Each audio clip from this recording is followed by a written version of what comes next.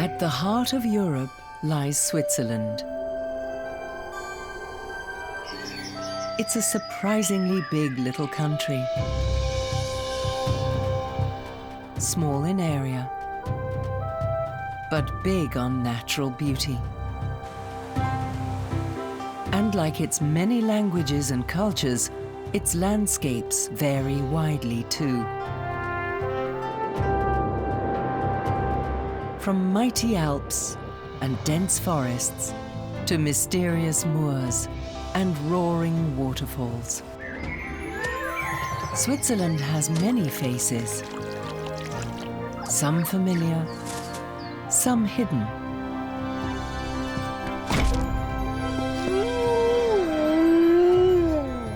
It's a country that's astonishingly rich in variety, wilderness, and scenic wonder.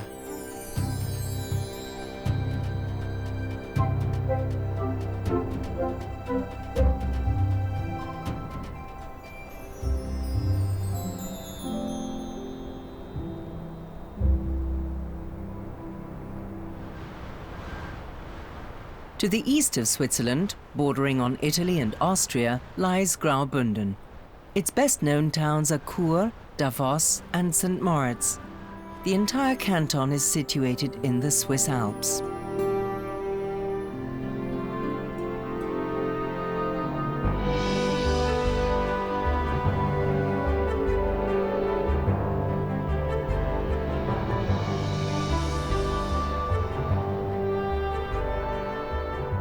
These images make the hearts of skiers and snowboarders beat faster.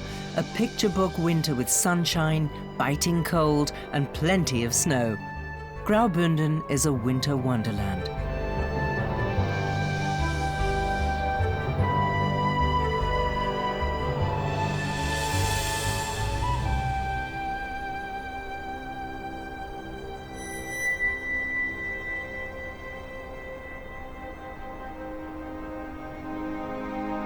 But fun on the slopes and après-ski pleasures are only one aspect of a Swiss winter.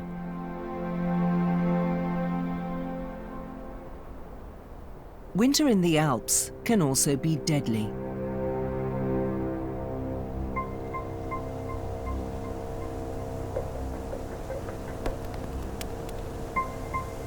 It heaps snow and ice mercilessly over everything in its path. Anything not properly prepared will find it difficult to survive.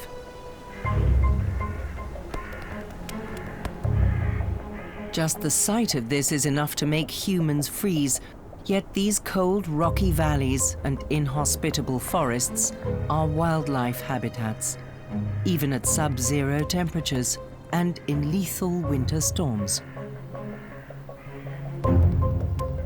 Oddly, for a highland region animal, the ibex doesn't actually like snow. It will go out of its way to avoid it. But in very snowy winters, that's pretty well impossible. In addition to frozen food, an itchy winter coat is a constant irritation in the cold season. But the ibex can always find a good solution.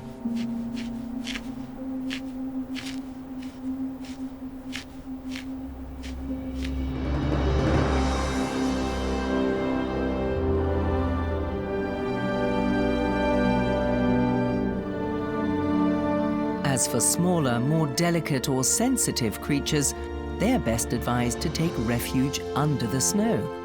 Despite snow being nothing more than frozen water, it actually works as a kind of thermal insulation. Nature can be a ruthless killer, but it can also be an inventive lifesaver. It offers plenty of options for animals to survive the winter.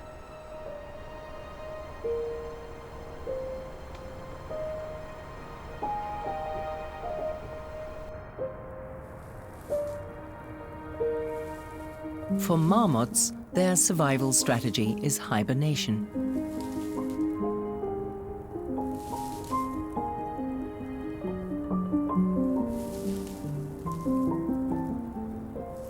However, hibernation isn't actually sleep.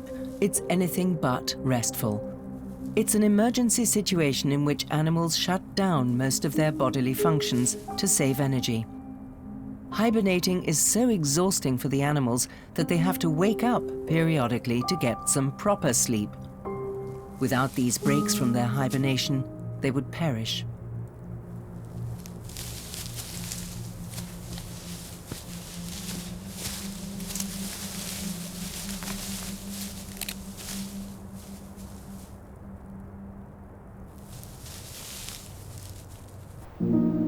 Some creatures don't sleep, they chill.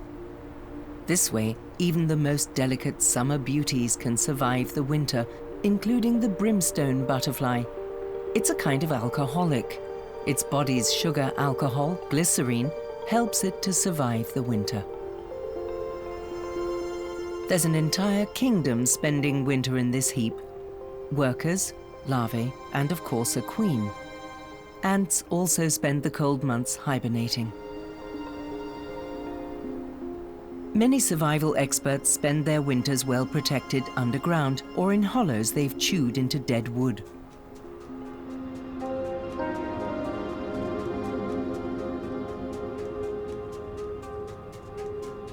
They're not worried about the cold. A warm winter, on the other hand, would be a death sentence. Fungi and bacteria would decompose them like rotting wood. Inside a reptile's cave, it can be up to 5 degrees centigrade, even though outside it might be snowing and stormy. But even an internal anti-freeze system or a cozy cave can be insufficient protection against extreme winters.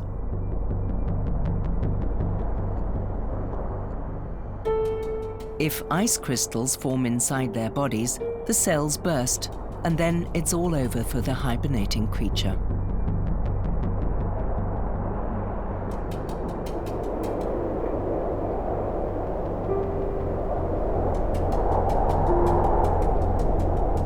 In winter, the days might be cold and hostile to life, but the nights often turn into an icy hell.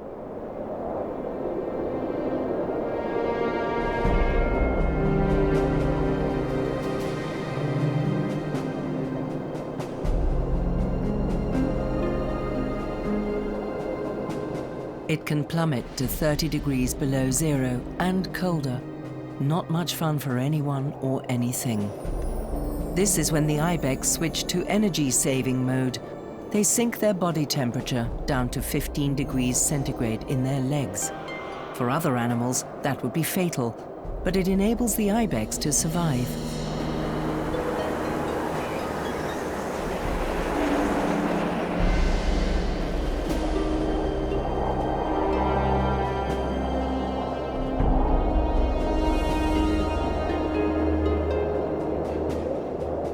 A glimmer of hope on the horizon. The first light of the rising sun not only heralds a new day, it also means spring is a little closer.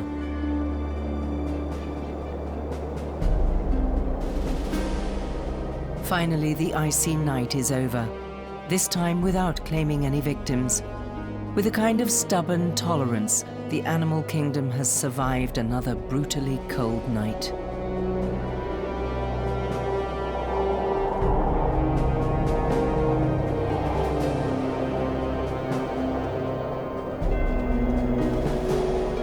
The ibex have spent the night sheltered from the wind. Now they have a specific goal in mind. They plan to reach it during the morning, but they're not heading down towards the warmer valleys. They're going uphill.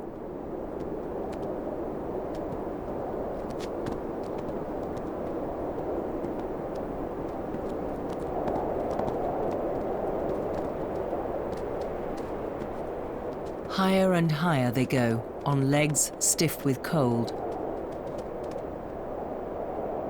They'll need a bit of luck.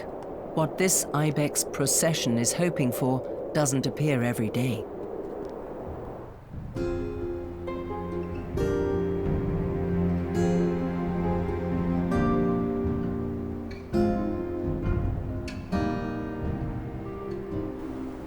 Only if they can occasionally drive out the cold from their freezing bones by sunbathing can they survive the wintertime.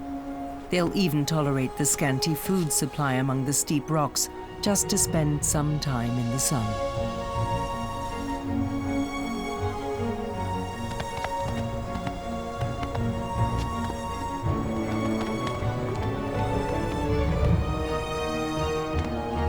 It can often take until afternoon for these alpine ibex to warm up and get their stiff joints supple again.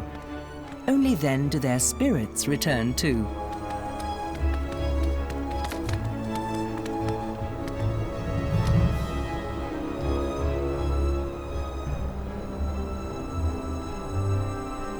By this time, other animals have long been busy finding their breakfast. The fox needs around 20 mice a day to survive, but in winter, it's not that easy to catch them.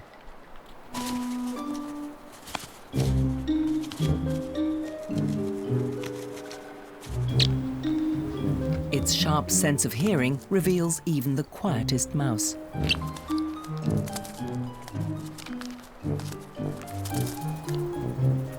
By fine-tuning its hearing, it can locate a mouse to the millimeter. Next comes the mouse jump, a miracle of precision and accuracy. Nothing can save the mouse now.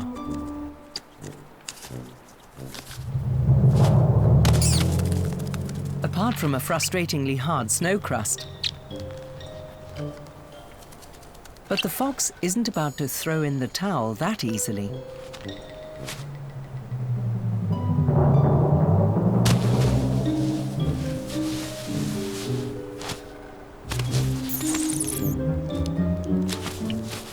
This mouse and 19 of its brethren won't have much of a chance today.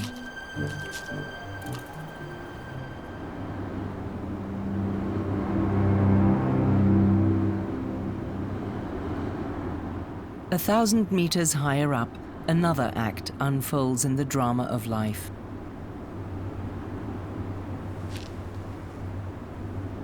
Now in December and January, it's the rutting season.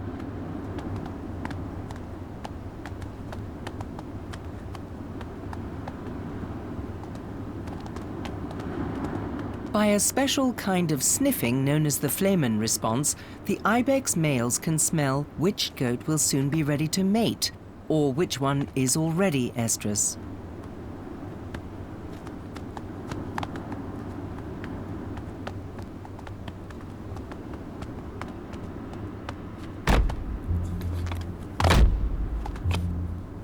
Ranking fights that take place in winter are mostly playful skirmishes. The animals have to conserve valuable energy, so the males only push each other around a bit. They already know which of them is strongest and therefore allowed to mate. They established that back in summer when they were all well fed.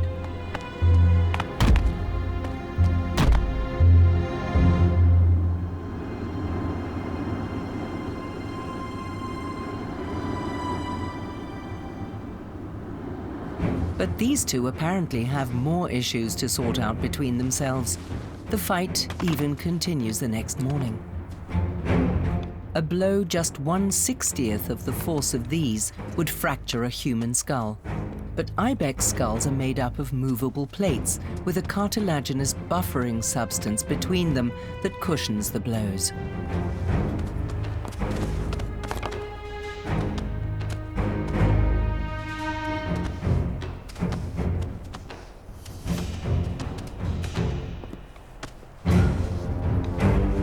The imposing bucks aren't the only ones that indulge in skirmishes.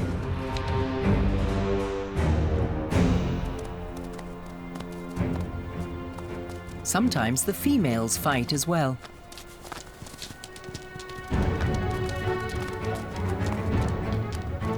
Are these also ranking fights?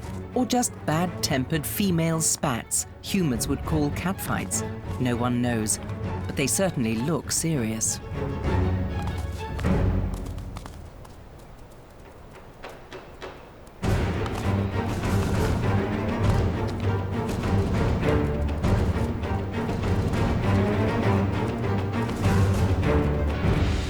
The loser is chased away, humiliated.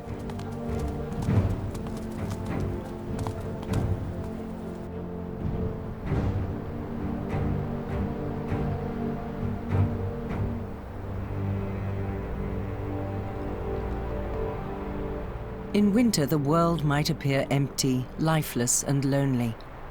There are very few animals about. They're mostly hiding from the cold or have dug themselves in underground. The only birds to be seen are the ones that usually stay behind, birds of prey like the eagle. The migrating birds have all gone, fleeing not only from the cold, but also from hunger. There's not much nourishment about for insectivores in this icy world. The only survivors here are survival experts, and those who have help.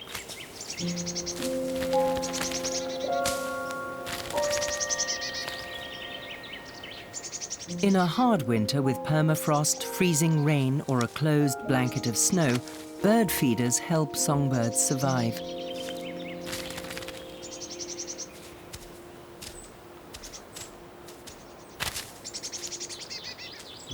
Domestic birds, such as tits, would probably survive without food, despite the harsh conditions.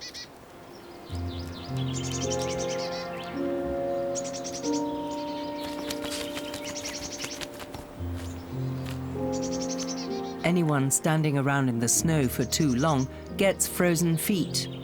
The tits are no exception.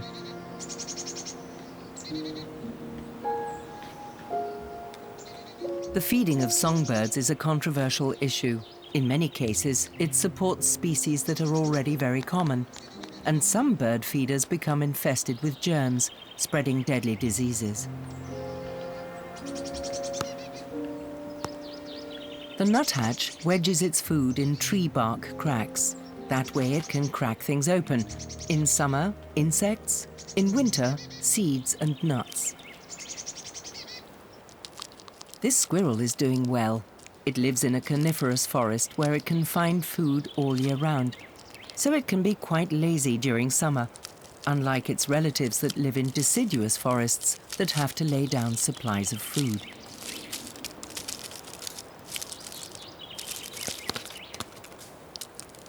The red crossbill has the perfect survival tool.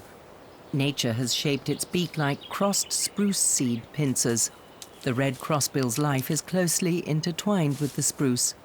In years where the trees carry few seeds, the birds migrate away.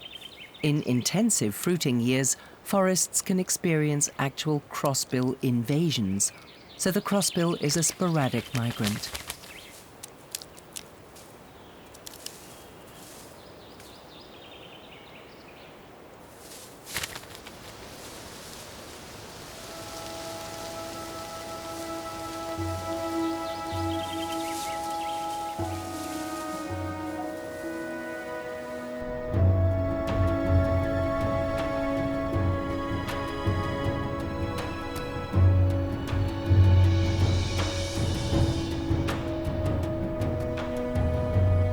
One-third of Switzerland is covered in forest. That's around 500 million trees, which works out to around 60 trees per Swiss citizen.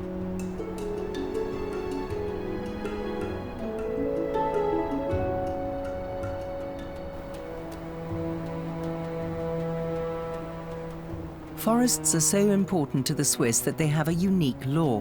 Whatever was once forest may never be cleared. Because forest equals protection. Protection against avalanches, landslides, and floods. The forests prevent damage worth 4 billion Swiss francs every year. –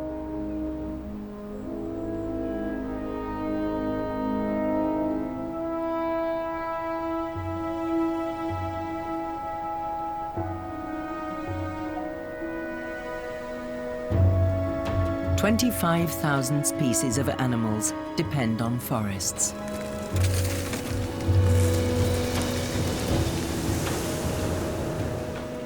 Switzerland's largest wild animal is also a forest dweller.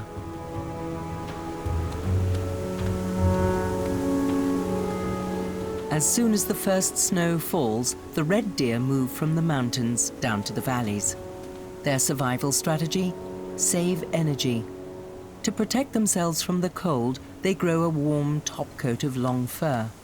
They also reduce their body temperature, shrink their digestive organs, lower their pulse, and stand still a lot of the time. Their lives depend on them staying quiet. Every time they have to gear up their cooled-down bodies, to flee, for instance, A stag can use up so much energy that it's no longer able to survive through until the end of the winter.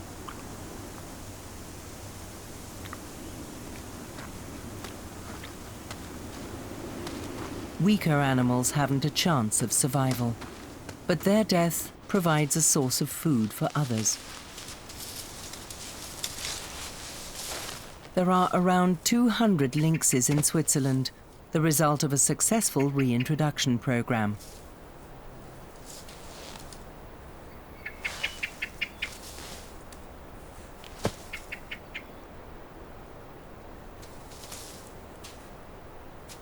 This lynx seems to be an accomplished hunter.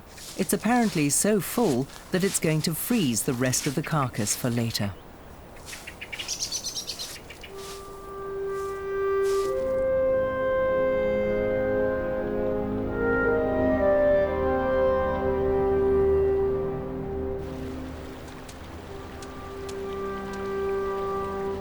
This herd of deer is lucky. They've found a south-facing slope where they don't need to dig around much for their food. These deer will stay here all winter.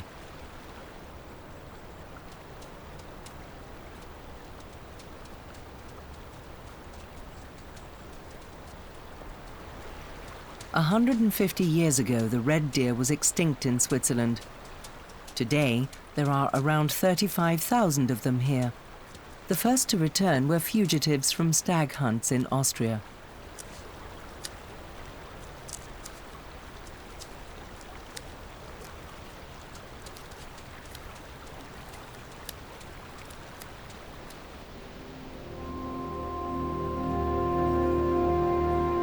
Some forests in this region are rather special. They're Swiss stone pine forests and very rare. Only 1/100th of the forested land in Graubünden consists of stone or Arolla pines. Here they're known as Queen of the Alps. The Swiss author Alois Schniedrich wrote, "The stone pine forest is the adornment of the mountains, whose bald skull it decorates with incense-perfumed curls."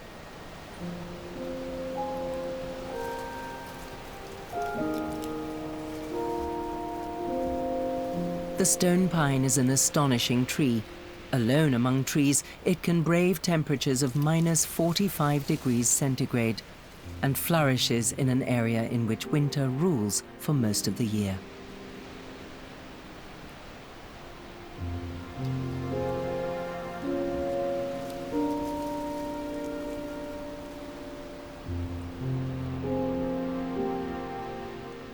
The stone pine's life happens in slow motion. It doesn't bear a single pine cone before it's 40 years old.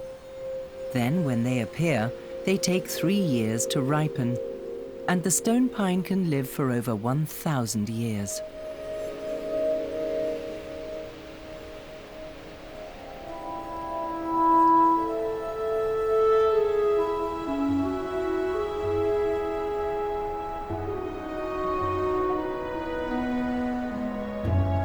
To the people here, this forest is almost holy. The God Tamangur, or Forest Over There, lies in the far east of Graubünden, just a stone's throw from the Italian border. It's a symbol of tenacity, strength, and the will to survive. The Rhaetians also lay claim to these characteristics.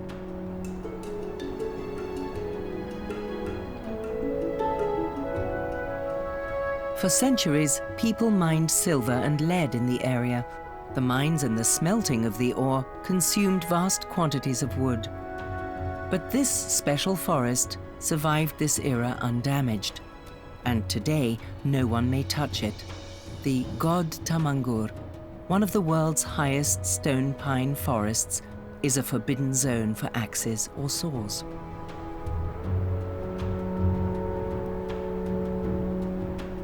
Because they grow so slowly, the trees have wafer-thin annual growth rings. The age-old wood is therefore very fine-grained and highly prized. And it smells better than almost any other wood too. But it won't come from here. It's more than 50 years since a pine tree was felled in the God Tamangur.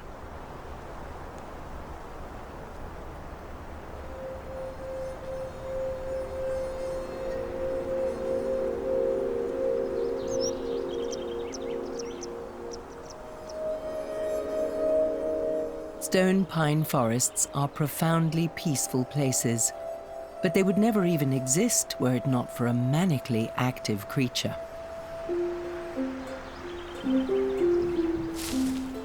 The spotted nutcracker. It's obsessed with stone pine nuts to the exclusion of almost anything else. It can eat so many that it was feared for a long time that the trees would be forced into extinction. But precisely the opposite proved to be true, and that's because this bird has an ability that is unique in the animal world. The story of the spotted nutcracker and the stone pine forest begins in summer.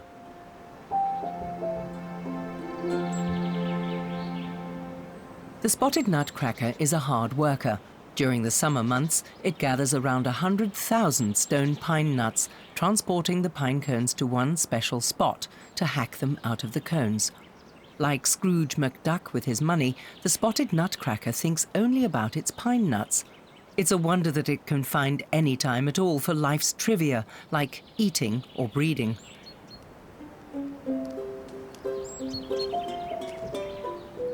The spotted nutcracker sets up around 10,000 stashes of nuts and will find almost all of them again in winter.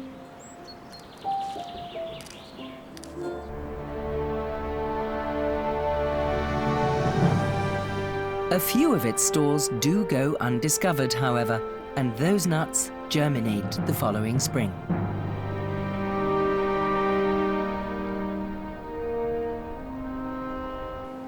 The saplings protect each other against chill winds, excess rain, or from being eaten. With any luck, one of them will grow to be a proud, 1,000-year-old stone pine tree. If the spotted nutcracker didn't exist, these seeds wouldn't get taken up the mountain. The stone pine would only germinate down the valleys where they cannot thrive. Without the birds, these trees would long have vanished from the earth, including the magical forest of God Tamangur. Below the forest, the river Klemgia winds through the valley.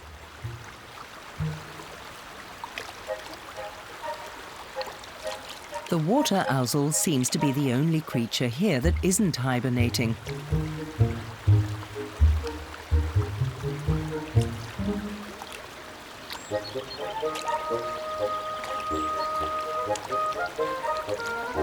But it's living proof that the river itself is actually brimming with life. It's constantly diving to take its prey, especially insect larvae, and it's a very successful hunter.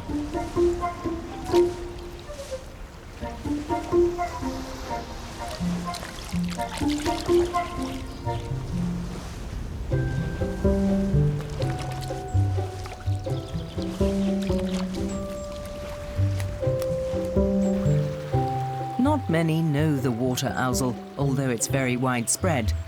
Once noticed, they seem to turn up everywhere.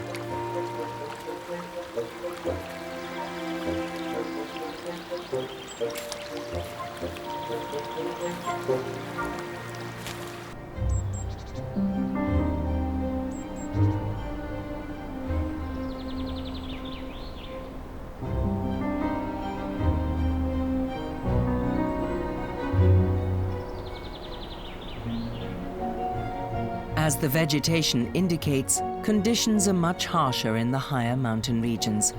Stone pines do grow at up to 2,800 meters above sea level, very high indeed, but they actually thrive best at below 2,000 meters.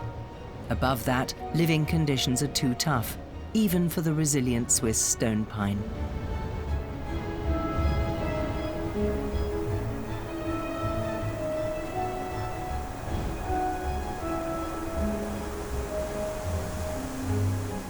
Very cold winters will drive animals that actually prefer a high mountain habitat down into the lower regions.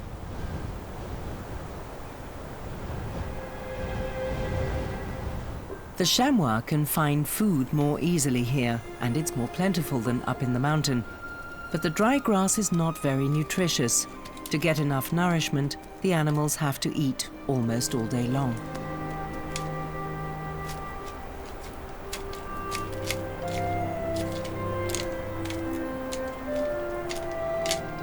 But the fodder isn't free. The price is interference by human beings. Skiers and snowboarders are the reason why not all the chamois head down into the valleys when food rations become scarce.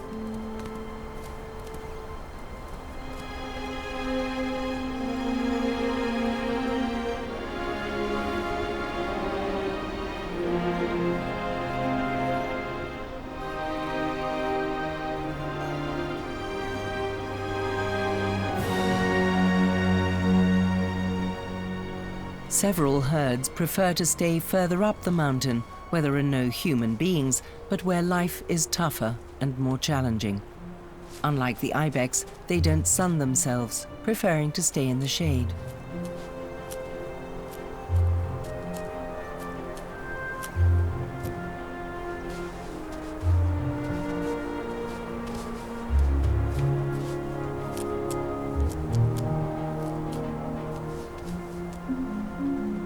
Now, in January, it's closed season, so the chamois have no need to fear hunters.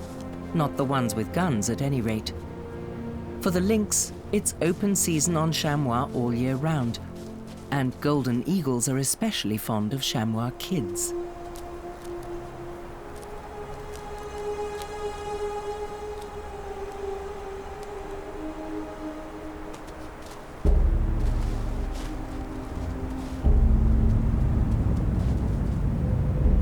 But sometimes the greatest hazard for chamois is neither man nor animal.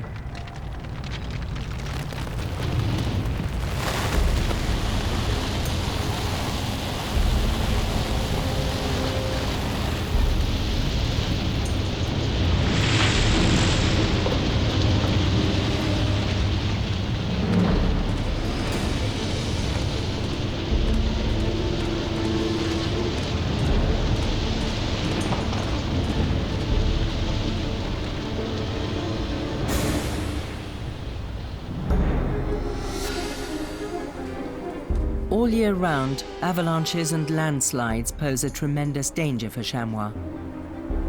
Snow avalanches in winter, and rock and boulder slides the rest of the year. Bigger animals than these chamois or even the ibex may be regularly spotted in the Swiss mountains. One just has to be observant. However, some animals spend their lives in secrecy. Even the hardiest hikers never encounter them. It's as if they simply weren't there. And yet, every year, there are more of them.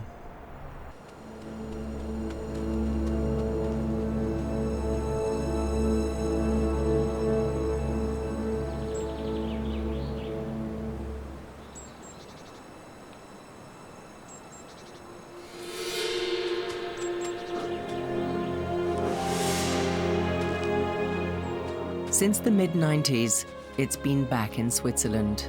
Canis lupus, the bane of Little Red Riding Hood, the fairy tale monster, the big, bad wolf.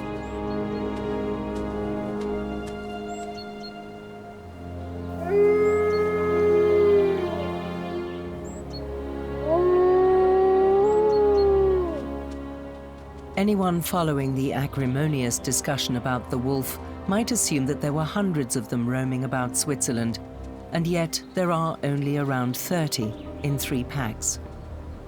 Some of the alleged wolves that have been spotted have in fact been dogs. Even wolf researchers hardly ever get to see the object of their research programs. Anyone wanting to study wolves' behavior or film them has to rely on an animal park. Those who try researching them in the wild generally end up examining what they've left behind.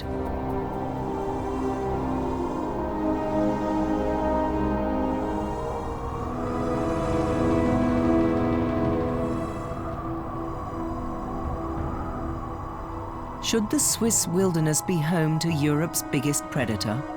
The question prompts fierce debate and is almost as old as Switzerland itself.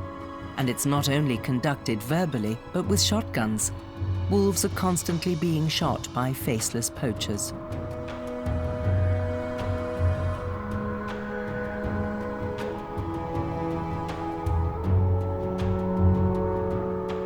Many experts believe that fear of wolves is unwarranted, that the only dangerous wolves are found in children's fairy tales. Across the expanse of the Swiss Alps, there's actually enough room for 150 wolves, not just 30. Others say that wolves are dangerous to both man and beast, and that they have no business in such a densely populated country at all.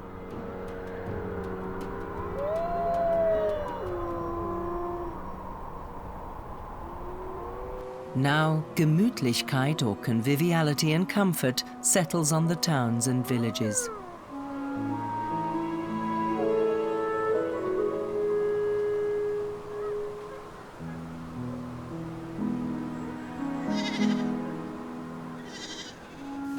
The livestock spend the cold season in pleasantly warm stalls, well stocked with feed.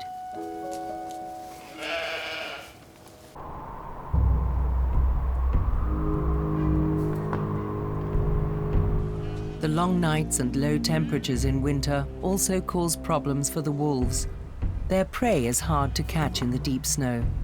Winter is a time of hunger and privation for the alleged monster. The valleys, however, seem like a land of milk and honey.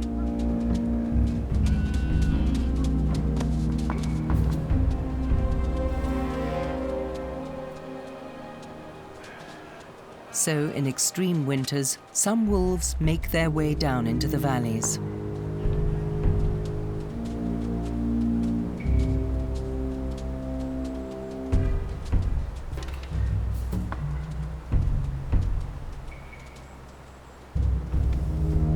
They're not welcome, though. Any wolf that approaches a settlement should beware of shotguns. If the pack living in the Kalanda range gets too close to town, a young wolf is meant to be shot to scare them off. But the Kalanda wolves are as invisible as if cloaked by magic.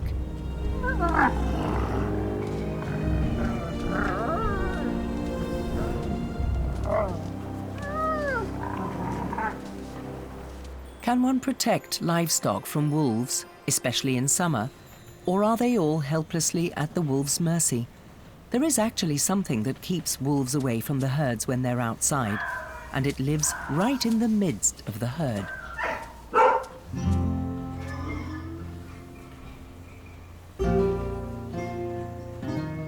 Herd guard dogs. More and more shepherds, goat herds, and cattle herders rely on them. It seems somewhat paradoxical at first glance that the very creature that protects herds from being attacked by wolves is the wolf's close cousin.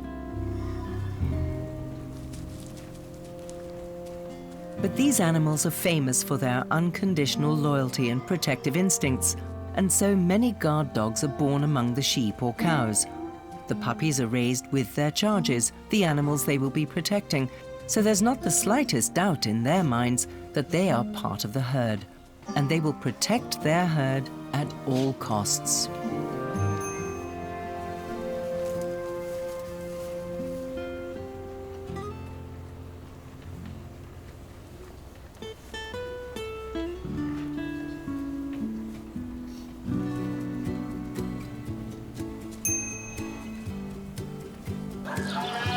Herd guard dogs are not sheepdogs. They don't know how to gather and run a herd. That's a job for specialists like the Border Collie. Herd guard dogs learn another skill: to protect their herd independently and without human intervention, as well as chase off predators. The dogs might sometimes mistake an innocent hiker for a predator. In that case, the clever hiker is well advised to beat a hasty retreat.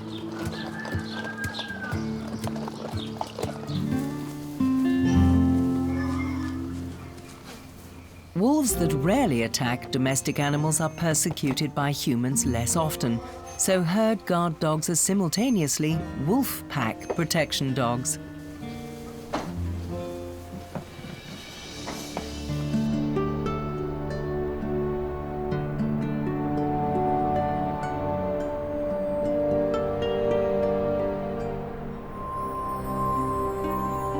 Winter is the quiet time of year.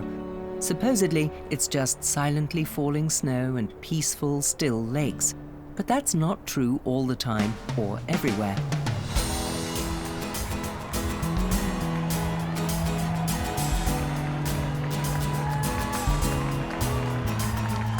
Every year, 13,000 cross-country skiers turn the upper Engadine Valley near St. Moritz into sporting pandemonium.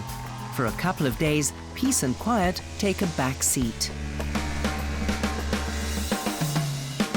An unusual feature of the Engadine skiing marathon, the course crosses two frozen lakes, Lake Sils and Lake Silvaplana.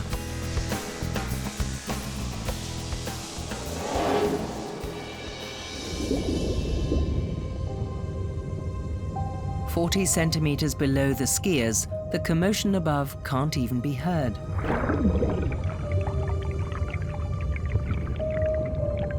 Under the ice, the lake is quiet and still. The fish have disappeared to hibernate in the deepest waters. Even the plants seem to languish in the dim light that penetrates the ice shield.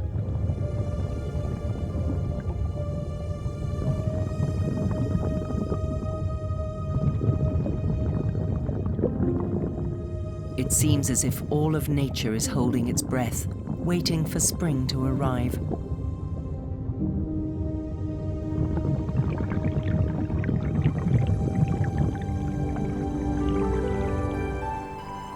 But spring takes its time here.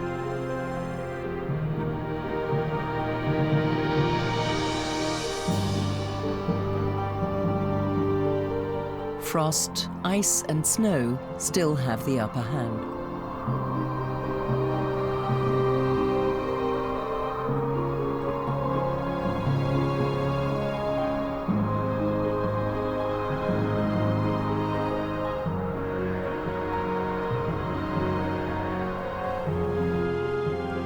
Yet the middle of winter is the hottest season for the ibex. They're in rut.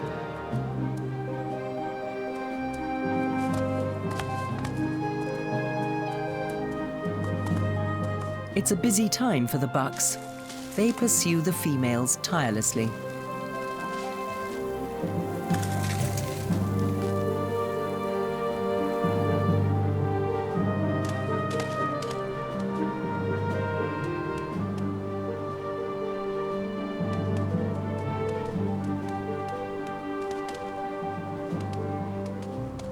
Using their tongues and the Jacobson's organ in their nasal chamber, the ibex bucks scan the female's scent for pheromones. And some of them discover the hard way that if the back end doesn't smell right, there's likely to be trouble from the front end.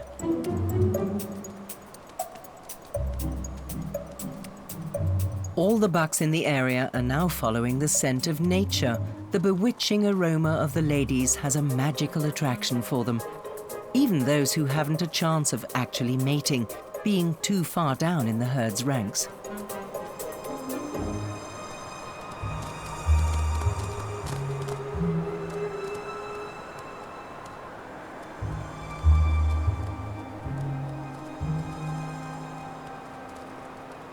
A ticklish situation for the female that isn't yet ready to mate.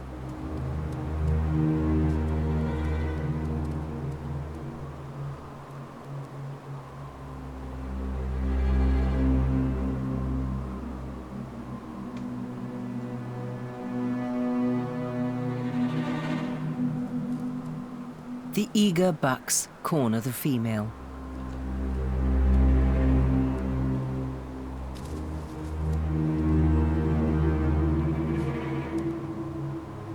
They are obeying the call of nature, and it's telling them to be more insistent. Passing on their genetic material to the next generation is the bucks' highest priority.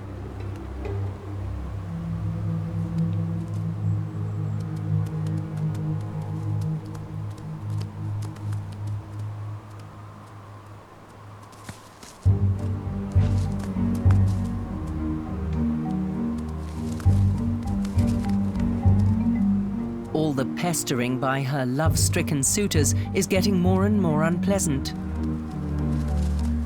She senses that the cave isn't going to offer her protection for much longer.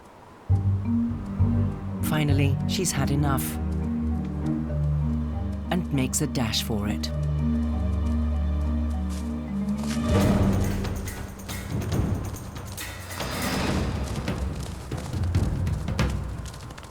But she can't shake off her admirers. The chase ends in tragedy for the female.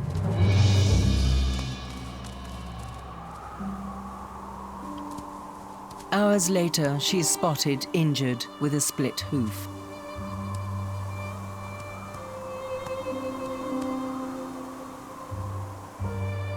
She will only survive this harsh winter if it comes to an end soon.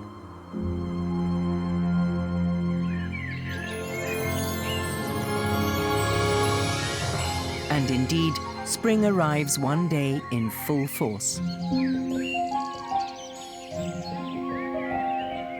The alpine snowbell is an early harbinger. It starts blossoming under the snow and rings in the spring from there. And with the melting of the snow and ice, everything else follows.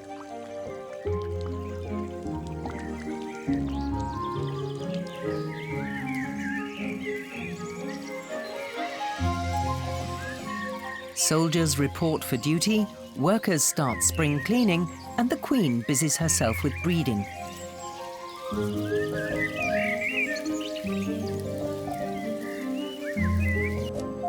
The animals have long forgotten winter. They've forgotten the months of privation, hardship, and torpor. Forgotten, too, are those that have fallen victim to the cold.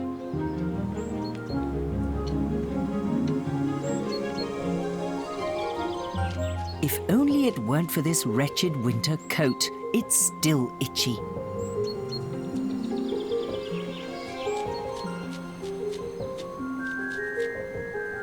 The female chamois and their kids now form herds of up to 30 animals. The males are loners and stay away from the herds.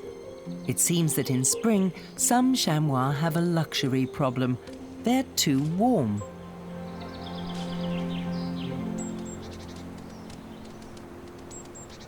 The experienced mothers now want to head for the highlands, where they don't perspire as much, and where food has started to grow in abundance.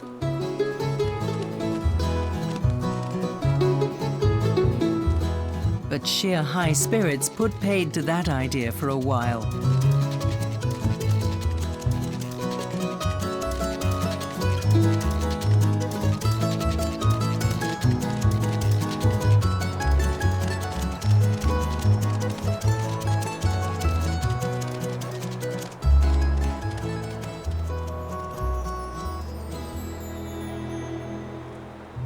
The higher the altitude, the longer the wait for spring and warmth to arrive.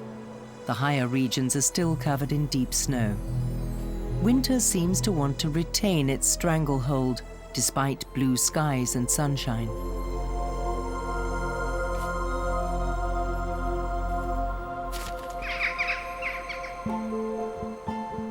But for some hibernators, it's high time for them to wake up.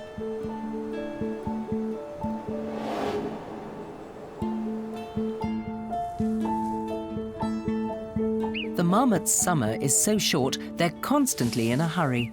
Some of the males will even mate with females while they're still sleeping.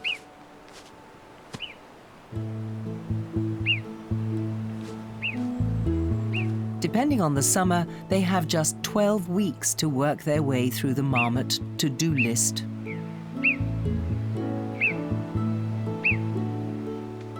There's hardly any time for lengthy relaxation or sunbathing sessions.